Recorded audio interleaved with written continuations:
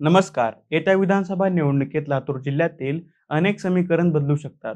कारण अमित देशमुख आता लातूरपुरतेच मर्यादित न राहता मराठवाड्याचे नेते होण्याच्या मार्गावर आहेत. काँग्रेसच्या ज्येष्ठ नेत्यांची सुद्धा हीच इच्छा आहे. या लोकसभा निवडणुकीत अमित देशमुख नांदेड, जालना, छत्रपती संभाजीनगर येथे सुद्धा काँग्रेसचा प्रचार करताना दिसले. आणि यावेळी मराठवाड्यात सगळ्यात जास्त नुकसान झालंय ते भाजपचं. त्यामुळे भाजप मराठवाड्यातील प्रत्येक जागा कशी जिंकता येईल हे पाहत आहे. त्यामुळे अमित देशमुख आणि धीरज देशमुख यांना लातूरमध्येच अडकवणं खूप गरजेचं आहे असं भाजपला वाटत आहे, असं जाणकार सांगत आहेत. कारण आता अमित देशमुख लातूर ग्रामीण, लातूर शहर सोडून उदगीर, निलंगा आणि नांदेडमधील काही जागा काँग्रेसला कशा जिंकता येतील ते पाहत आहेत. त्या जागा तिकीट वाटपात काँग्रेसला मिळाव्या यासाठी अमित देशमुख प्रयत्न करत आहेत. त्यामुळे आता भाजपने अमित देशमुख आणि धीरज देशमुख यांना रोखण्यासाठी कोणते डाव टाकले आहेत किंवा त्यांच्या तोडीचा कोणता उमेदवार देतील हेच पाहूया या व्हिडिओमधून. तर सुरुवात करूया लातूर शहर विधानसभा मतदारसंघापासून. लातूर शहरमधून सध्या आमदार आहेत अमित देशमुख. गेल्या निवडणुकीत अमित देशमुख यांनी 40,000ची लीड घेतली होती. गेल्यावेळी अमित देशमुख यांच्या तोडीचा उमेदवार भाजपने दिला नव्हता, त्यामुळे अमित देशमुखांना 40,000ची लीड मिळाली होती असं म्हटलं जातं. पण यावेळी मात्र भाजपने जातीय समीकरण साधण्यासाठी शिवराज पाटील चाकूरकर यांच्या सूनबाई अर्चना पाटील यांना भाजपमध्ये घेतलं आहे. भाजप अर्चना पाटील यांना अमित देशमुखांच्या विरोधात उमेदवारी देऊ शकतो, कारण अर्चना पाटील आता लातूरमध्ये चांगल्या सक्रिय झाल्या आहेत. जर चाकूरकरांना तिकीट दिलं तर लिंगायत मतपेटी भाजपकडे येईल. चाकूरकरांना जर तिकीट मिळालं तर ही निवडणूक अमित देशमुखांसाठी चांगली जड जाईल असं म्हटलं जाते.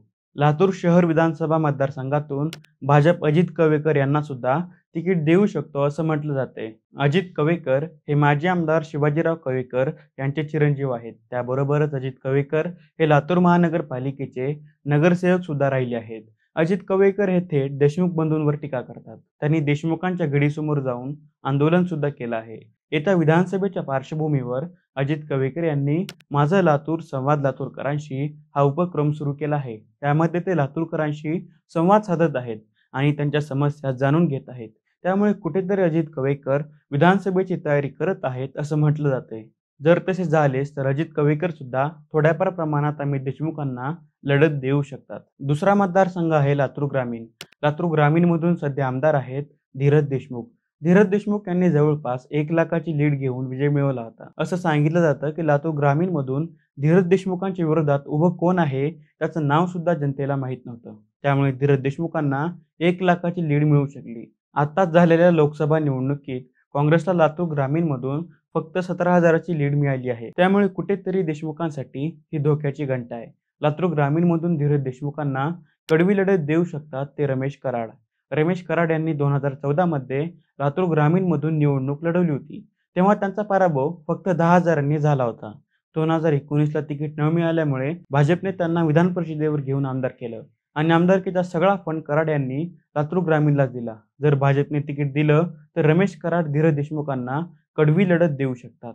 तसं पाहायला गेलं तर देशमुख बंधूंकडे सहकाराचं जाळं खूप मोठं आहे.